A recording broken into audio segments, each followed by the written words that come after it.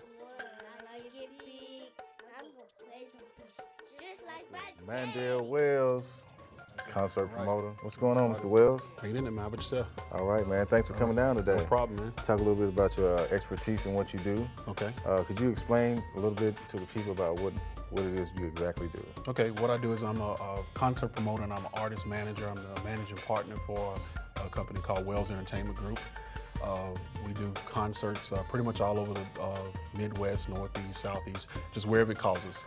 I've worked with everybody from Frank and Beverly Mays to the Ozzy Brothers to the Whispers and so forth and so on. That's good. Yeah. So how did you get involved with this kind of work? I mean, it's not something that you fill out an application for. I mean, No, no. First thing you have to do is first you got to have a love for music, which you know that from knowing me back in the day. Yeah. So Oh, yeah. just a love of music and just trying to get to know the different talents and stuff, and just on that end, that's how what got me involved, and just been going with it ever since. So you just pretty much just wanted to start a function yourself, an event yourself, and Exactly, and it just blossomed from there. Yeah. and just because I notice it's a lot of relationships and a lot of networking and things of that nature. I mean, Exactly. So you really have to constantly just stay on top of things like that and do a lot of follow-up calls and this and that. Constantly. So, you travel a lot. A whole lot. As a matter of fact, I just got off the road the other day from Detroit. Was in Detroit for a couple of days. We're actually kicking off. I'm working with a young lady by the name of Mesa Leak. She's the lead singer for a jazz group called Incognito, but she also does a lot of solo work herself. We'll be kicking off this spring and summer her Metamorphosis tour, and so she's actually left me in charge to do that. So we're going to kick it off in Detroit. So I was there, just got back from Detroit to kick this thing off. It's going to be about a 15-city tour. So you said Mesa. Mesa. So how can we like hear some of her music? I mean, You can go to mesaleak.com. You can also go to her MySpace page, which is mesaleakmusic.com, and you can check her out. She's a lot of Nashville is pretty familiar with her. She's a big Michael Baisden is a big fan of Mesa, so I'm pretty sure Nashville's probably pretty familiar with her music. that's great, man. So you mentioned Mesa, and do you manage any other artists, or have you managed any other artists? Yes, as a matter of fact, one of the group that is actually going to be touring with her for the Metamorphosis tour is a group called Cloud9. They're actually based here in Nashville. They'll be touring with Mesa. And I've been working with those guys, and I've been managing and working with those guys now for about 3 years, 3 or 4 years. Wow. So on the manager, you said you promote and you manage. Yes. I mean, what's the difference between promoting and managing? I mean, as far as you promote events to promote your artist, you also have to manage the act that's in the event. What's the difference between promoting and managing? It's actually a big difference. A lot of times you have to change up your hats when you're doing that. When you promote a concert, that's basically the setting up of the venue, wherever, or the city where you're having the concert or whatever event that you're putting on. The setting up of your Ticketmaster, make sure the travel and arrangements taken care of. If you have musicians, you got to take care of what you call the tech rider, the backline production. That goes with the production side of it. And as far as the manager side of it, you're basically just dealing with the same thing I'm doing on that end, except you're dealing with the promoter and making sure that he's got everything he's supposed to do in line, and so it's sort of the same and not. It's just two different ends of the spectrum when it comes to the music industry. So that gives you more of an insight of actually handling an event with your artist in it, because from a manager's perspective, you can see what needs to be there and what needs to be done and things like that to ensure that your artist is taken care of at an event. Exactly. That's one of the reasons Cloud9 and Mesa has actually pulled me in taking off my manager's hat and say, hey, we need you to promote this this tour that's coming up. But he recently recently went backstage to an event here at the Ryman Auditorium the other night, and we were actually got to see the promoter in action, and just from the beginning of the event to the end, and which was a sellout show, which is a blessing for a promoter. Oh yeah, And definitely. so I guess it wasn't.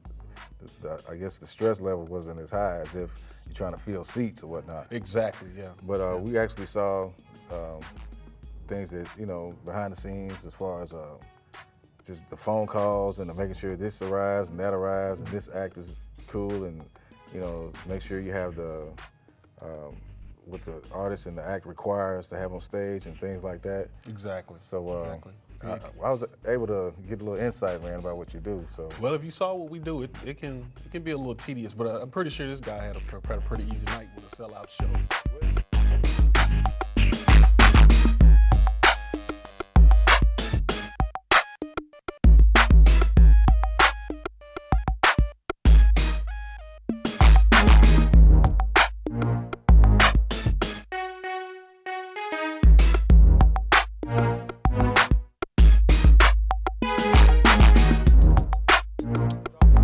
it looks fun and everything, but you realize it's a job. It's a job. And it may look like fun and stuff, even though it's a show and there's music and jokes and comedy and stuff like that, but still, that person is working Exactly. to ensure that everything's the T's are crossed, the I's are dotted, as I say, you know. So, Exactly. It's a lot of work. It can be a full-time. It's a fruitful job. It does well if you make it happen. So Nashville, we have a history of not supporting acts that come to town.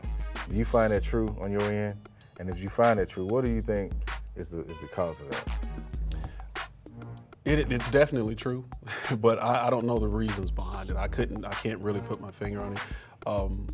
It's one of the reasons a lot of artists kind of shy away from the Nashville area a lot of times because they know the Nashville market can be hit or miss a lot of times. So it's not just the promoters because promoters myself, being here in Nashville, living in Nashville, for quite a few years, you want to do things here, but at the same time, like it's a crapshoot almost every time. It's a hit or miss.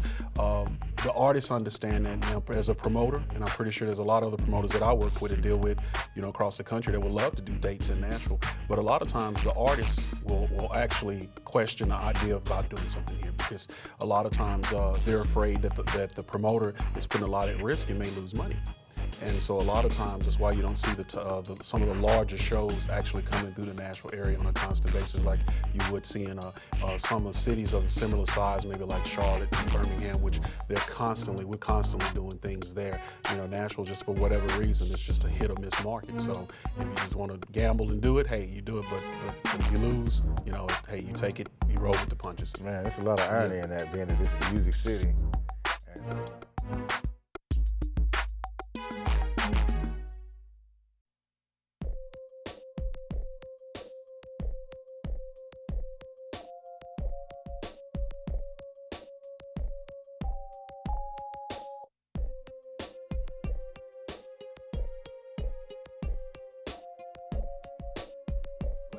Because a lot of people don't understand. as long as we display that perception that, it's more than what you see. Exactly. Yeah, Well, I'm glad you brought that up because a lot of people don't understand. Nashville is not called Music City because of country music. See, that's the biggest misconception in the world. Nashville is called the music capital of the world. It's not necessarily country music. It's because the amount of studios and the artists that come through and have recorded here over decades. So do you have anything coming up in the near future, any projects that you're working on? Not here in the Nashville area, but like I said, I'll be working this spring and summer on the Mesa Cloud9 Metamorphosis tour, which we'll be doing maybe about 15 cities this spring and summer. Wow, so that's a pretty hefty undertaking for 15 cities. It's pretty heavy, and we're doing all the major markets, so we're not really doing anything in the South. The only city we're going to do in the Southeast is Atlanta. Okay. That's it. Well, you're welcome to bring Mesa and Cloud9 down to be on the show. We'd love to have them and everything, but in the meantime, I really appreciate you coming down and sharing with us your expertise as far as like behind the scenes, what goes on promoting, because a lot of us don't know. We just buy a ticket and go, and we don't know that there's somebody back here spinning the wheel. Yeah, there's a lot of work behind it, man. Yeah, man, I really appreciate you, man. All right, thanks for having me, man. Thanks a lot. All right.